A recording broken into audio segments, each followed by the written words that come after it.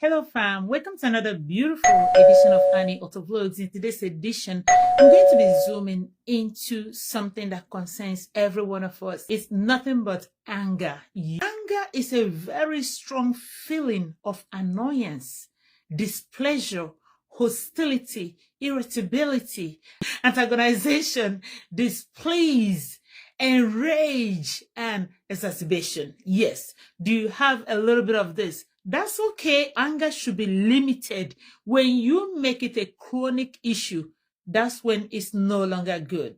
So guys, I'm going to be talking about 10 things that contribute to anger, excessive anger. That's what I'm zooming into. Sometimes there are underlying issues and sometimes there are just personal issues. Number one issues that can cause severe anger is unmet needs. Unmet needs. That means something that you desperately want, you require, but you cannot get it. It will make you to be angry. You currently don't have access to that thing you so much desire. Unfulfilled emotion, physical unfulfillment, or maybe psychological unfulfillment of your needs. You can't just do it. You have this feeling of frustration, resentment, and anger. It will just engulf you. If somebody is hungry, but you have no access to food, you might resort to anger. If somebody needs to buy maybe a car, but cannot afford it, it can result to anger. So again, unmet needs can result to anger. Second thing that can cause anger, severe anger, is past trauma. That means emotional response to something that was stressful, life-threatening, or painful, something that overwhelmed you or threatened you in the past. And now that thing is like haunting you. Whenever you remember that thing, whenever you see something close to that thing, or whenever you see somebody that inflicted that stress or pain to you, you become very, very angry. Somebody that was abused as a child, guess what? When you grow up, that thing might be haunting you. Somebody reduced you to nothing, and that thing have impacted you negatively, that you result to anger. Something that have damaged you, injured you, hurt you, wounded you, something that have this negative impartation in your life can be traumatic, somehow hurting you, or can result to trauma. So this trauma in a way will go all the way to anger. This person have this chronic anger that the person have built, resentment. In the psychiatric ward, in the mental health department, we call it post-traumatic stress disorder, PTSD. That means it's a mental health condition that is caused by an extremely stressful or terrifying event that either one experience or you witness it happen. You keep having this flashback. Number three thing that can make people to be severely angry is fear and insecurity. That means you have this unpleasant emotion, terror. This fear of loss, fear of rejection, fear of uncertainty, fear of abandonment, lack of confidence in things around you. You're feeling this anxiety about things going on. This can manifest in anger, resentment, wickedness. So in other words, not being sure of the future, of tomorrow, can also create this fear, insecurity in you that might, in other words, turn into anger. You start nursing this chronic anger, going on and on and on. Again, this can be about your health. This can be about your job. This can be about your financial situation, even marital situations. Yes, if you have that fear and insecurity, it can result to anger. The number 4 thing that can result to anger is lack of empathy. So if you're lacking the ability to understand other people, to feel what other people are feeling, to share in the feelings of another person, putting somebody in your shoe, just imagining what somebody can be going through emotionally, financially, or even physically. Lacking that empathy, you have no feeling towards other people. That kind of person can be very, very wicked and have these anger issues. They don't just care. Whatever is going on doesn't bother them. They will just make sure that you feel that pain to the fullest. Lack of empathy. People are like that. And people that don't have empathy, they have anger issues. They have wickedness embodied in them. So that's another thing. Number 15 that can cause all this chronic anger is unrealistic expectations. You have this strong belief or hope that something is good, that something good is coming, something is going to happen to you, something, your Cinderella story will happen, something nice, something you so much want or desire will happen. At the end of the day, it didn't happen.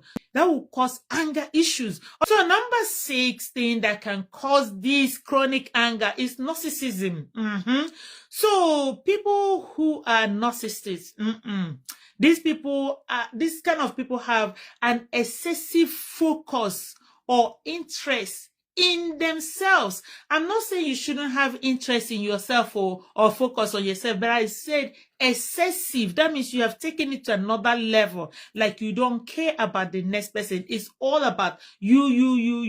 So it's a kind of mental condition, or if you don't mind, it's a mental condition also. So you see this kind of people, at the end of the day, they are controlling. So people that have this narcissism issues are controlling at the same time. So they have this kind of unreasonable high sense of their own importance. It's only them that are important. At the end of the day, this wickedness and anger issue, this behavior you have, is out of the world. Number 7 is greed. Greed, though, is an intense and excessive selfish desire for power, for wealth, for control.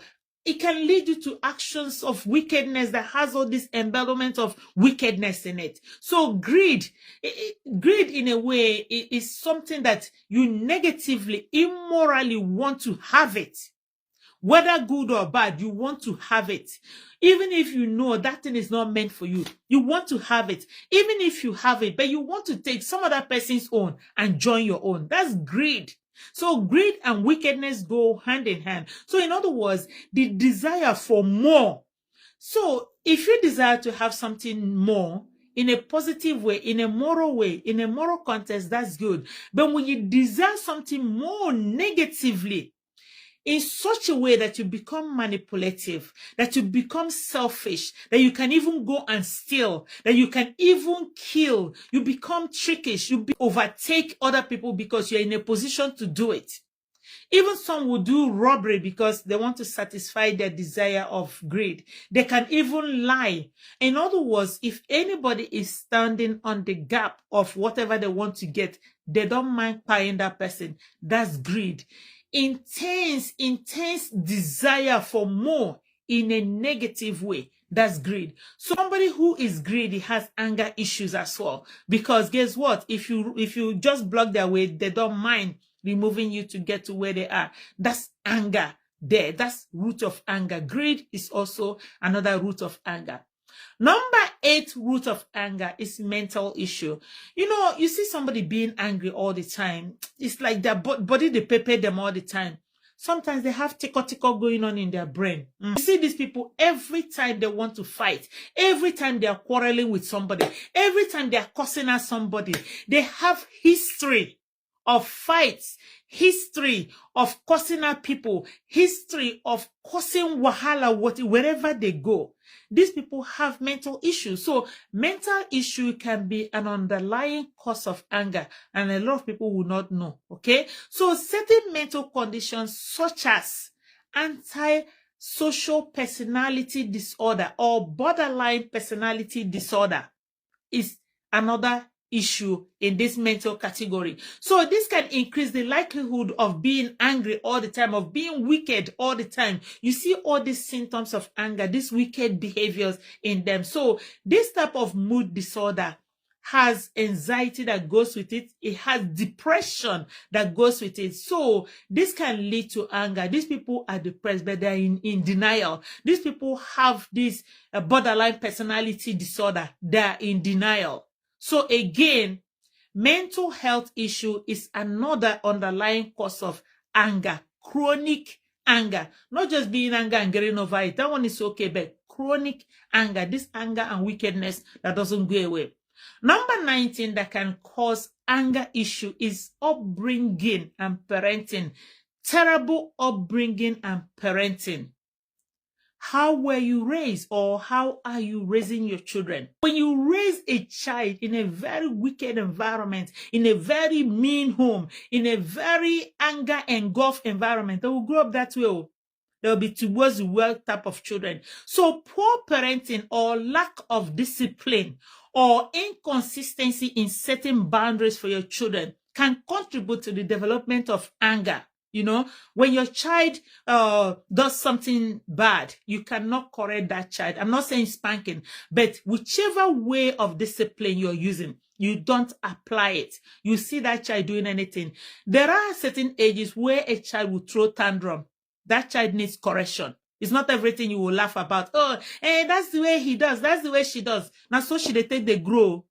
At some point, you have more and more difficulties correcting those negative characters that you saw with that child, and you allow that child to grow up with it. So poor parenting and poor upbringing will result to anger issues. It will contribute to the development of anger and wickedness in your child. So be careful how you raise your children. Number 10, social and cultural influences. Okay, so growing up in a culture or a society or a community or environment that promotes aggression, that promotes violence, that promotes selfishness can contribute to the development of anger and wickedness. Yeah, you and I know such societies. You want to enter bus, somebody will push you that you will fall into gutter. You didn't do anything to that person. You are just entering bus. You go to the market, you want to go and buy something. Somebody that is pushing barrow, they will hit you with the barrow. You don't do anything to those people. Even in the church, you want to sit down. Somebody that is usher will not want you to sit there because that seat, they reserve it for whoever they know. You have a land, maybe you bought that land, or maybe your family land. Somebody will come and take that land from you and start building on it. Nothing happens. So environment like this is like breeding a whole generation of angry people. An environment that also have a lot of people that are poor, it breeds wickedness. They say a hungry man is an angry man. So guys, it is essential to recognize that you have anger and wickedness in you. These are complex issues. A lot of people that have it live in denial. So it's very, very important that you address them. Get professional help if you need one. Stay on medication if you need one. Have a self-reflection and inventory about yourself. Who are you? Emphasize on personal growth positively and have this willingness to change. When your anger takes you to the level of negativity, level of taking people's life, level of destroying properties, human life, level of being so mean, that means your anger is no longer what it's supposed to be. It's a sin now. So that's all I got to say today. I love you guys. Everybody, thank you so much. Please like, share, and comment on my videos. If you have not been following me, please follow me. I'm still your girl, Annie Otta. Bye, guys.